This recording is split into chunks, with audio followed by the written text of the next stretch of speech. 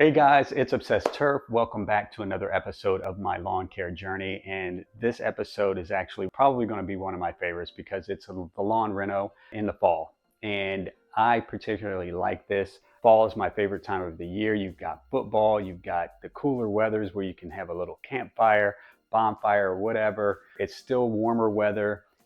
It's not as unpredictable as the spring. I would say that's probably the second best when it comes to lawn care renovation. But as it relates to having your lawn in a great condition, I would say that the fall is, for me, has been one of the best. So I'm going to share with you guys what I've done over the past 25 years of renovating and taking care of my own lawn. And I'd say within the past 10 years, I've managed to pretty much keep a consistent regimen. However, if you guys have been following me and you know what I've been doing earlier this year, I actually reset my entire lawn care program and took it up a notch and really did a deep dive as far as the research and what I needed to do to really take my lawn to the next level. But let's talk about what I have done for the most part in the recent years as far as really dialing in fall renovation, because there are different levels of fall renovation. You have a really aggressive renovation, or you have something that's just kind of more of a rejuvenation, if you will. And I would say that this year is more on the rejuvenation side, implementing some things that I've learned in my research though to this year, and I cannot wait for you guys to see the results. So in this video, we're at the end of the second week of October, and we are about 6 weeks into me doing the fall renovation. So everything that you're going to be seeing is kind of a time lapse, if you will. You'll be able to see what my lawn, the condition that it was in, some things that I addressed in this lawn care renovation that I wanted to make sure that I tried to tackle some problem areas. And I did that in a couple of different ways. But let me just kind of break down what I did this year in my lawn care regimen. The number one thing when you're doing a rejuvenation or a renovation is you want to reduce height of cut on your lawn, right? You want to mow down lower. If you're doing an aggressive renovation, you probably are going to scalp the lawn. You may be even taking it all the way down to the soil if you're doing a complete reseed.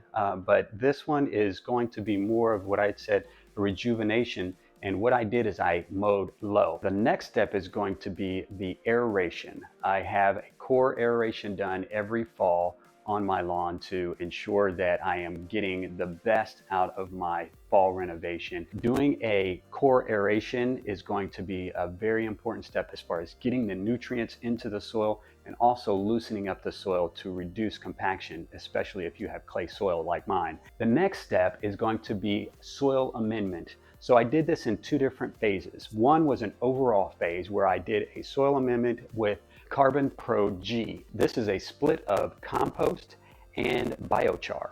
Then the next thing that I wanted to do is I have some problem areas in my yard, and I'll point these out to you, but what I'm calling them are hot spots. I do believe that I have had some issues where I've had hot spots in my yard where they get an extended period of sun exposure compared to other parts of the lawn. And guys, I cannot tell you enough about how much this helped and how much it improved the problem areas in my lawn. So we'll definitely show you what I did for that as well. And then after that, we did grass seed. We actually did a complete overseed of the area. As you know, if you did see my soil test video, I did cover some areas where I actually did I killed off an area that had a nimble issue, and I go over that in the soil test video as well. That is where I have actually taken out a complete area with glyphosate and down to the bare soil, and I'll show you what I did to take care of reseeding that area as well. And then following the grass seed, I put down some starter fertilizer over the entire lawn. In fact, last week was about week 5. And I put down a second application of starter fertilizer. And then after that, we did some cleanup of all the areas, and then we've called it a day. Of course, we set a watering schedule so that we could get this going. So without further ado, let's go over the entire day of me doing my fall reno, and I'll show you step by step my fall reno for this year. Okay, so believe it or not, guys, this is actually my yard as I was doing the day that I was doing the reno, and this is where I mowed it low. This was actually the day before the core aeration was scheduled. And so I went around, and as I mentioned earlier, I mowed the grass just above it being scalped. So this is the setting that was scalped, and I just raised it up a notch. But here are the core aeration plugs. This is the following day, and this is where the core aeration was done. So after the core aeration, I was ready to go. And this was actually, I think, yeah, so core aeration was done on a Friday. So this was the following day. And this is the Carbon Pro G. So as you can see, it's got compost, biochar, humic acid, and then it's got some other fungus type material that actually increase the organic activity in the soil to really help interact with the compost product of this, and maybe even the biochar. But I actually planned on doing a compost, like straight compost, and went to site one and was talking to the guys there.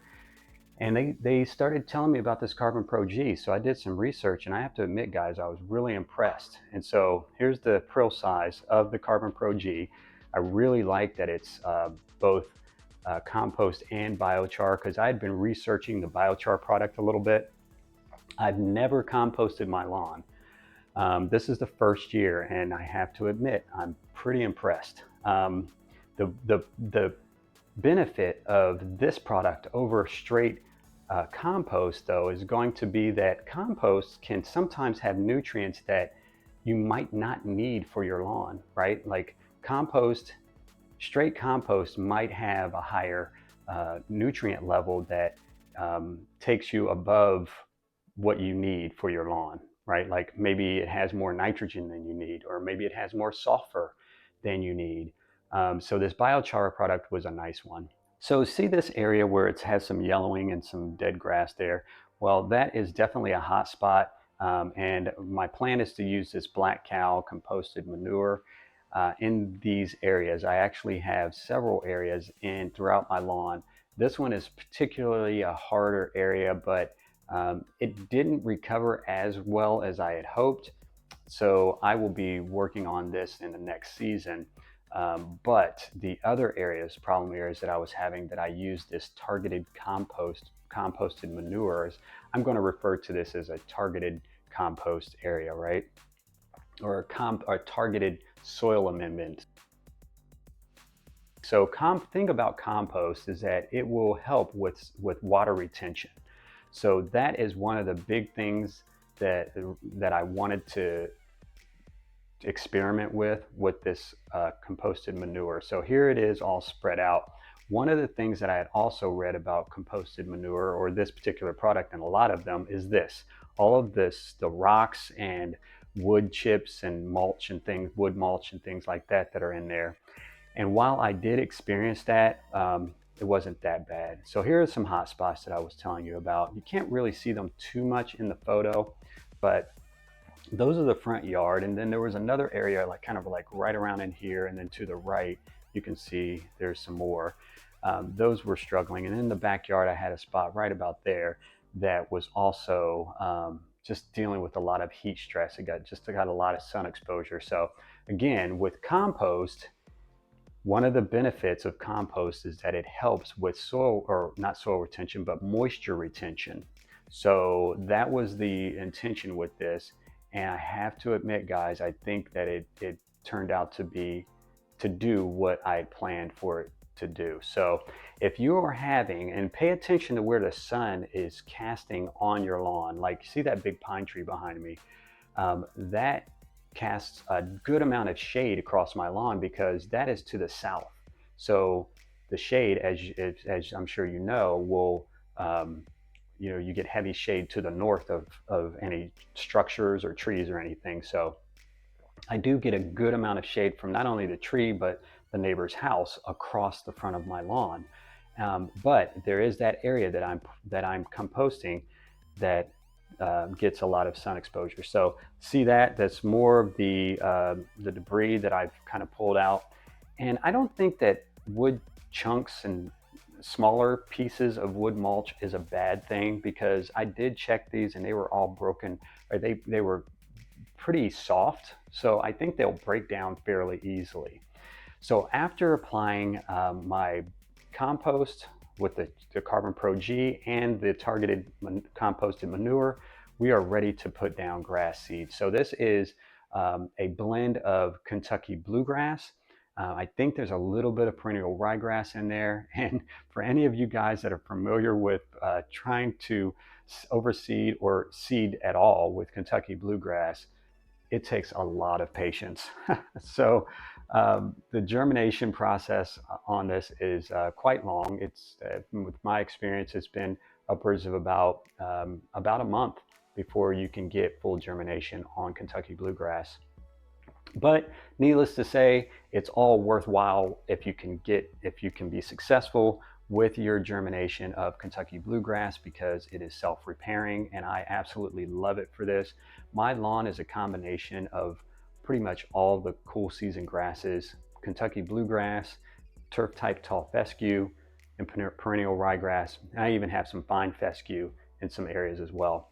And so you could say that I have the salad bar of a front lawn, but I actually think that it's a decent combination. Sometimes I've dealt with the fescue that gets a little too bunchy, and I will kill off those areas with glyphosate and overseed in those areas that I just want to get rid of any clumpy areas that might be getting taken over by some of the more of the tall fescue species or cultivars. So as we're going through and applying the grass seed, we got that done, and we're going over the lawn with a starter fertilizer. This is Lesco's 18-24-12. It is a product that I think does very well, and I spread that over the lawn, and then we just cleaned up the area, blew off all of the biochar or the Carbon Pro G and the seed and the starter fertilizer that was on the lawn and the sidewalks, and or not on the lawn, but on the sidewalks and the driveway. And then we go back to the patio. And if you saw the previous video of me doing a landscape paver edging, well, look at that. This is an area of my neighbors, and it's just not getting any rain at all. We went through a significant drought in the area, and it was kind of a struggle. But this is the area where I replaced paver edging and fixed some shifting pavers and blew all of this off to then put some straw over the area. So here's the straw that I put over the repaired area along the edge of the pavers. If you haven't seen that video and you're looking to reset your pavers or fix some edging, take a look at that. And then this is my nimblewill area. This is the area where I took out a area of nimblewill that was growing and killed it off. But 3 weeks in, this is my neighborhood. This is probably 3 weeks into September. I started my fall reno at the beginning of September. I think it was September 7th. This is 2 weeks in, and this is what our entire neighborhood looked like, guys. It was completely in a complete drought. I think we went maybe 6 weeks without rain, and everyone is fried, crispy. Look at this. This is absolutely nuts. But you know what's really crazy is that you're going down the road, right? And everybody's lawn is crispy. And then it's like an island. Look at this. This is crazy. It is. And so we are 2 weeks into our lawn renovation, and I kid you not, people are like literally stopping and like breaking their necks. Like, what is going on? It's like an oasis, right? But anyway, it was kind of crazy. But this is just water, guys. You know, I'm going to go over, I'll have another video where I actually show you what I'm doing, but to help with keeping my lawn green in the summer, and a Hydrotain-like product that I use. But at the end of the day, water, water, water, and more water. But we finally got some rain. This is about 3 weeks in to my lawn renovation. And while I could say that this is probably better than getting completely flooded, the fact that this came 3 weeks after was perfect. And this was actually a side effect of the Hurricane Helene that made it up to us. And wow, I mean, perfect timing. I couldn't have asked for a better timing to get this rain on the lawn. And this is 4 weeks in, guys. This is what you get. Look at my hot spots. They're gone. The hot spots have completely gone away.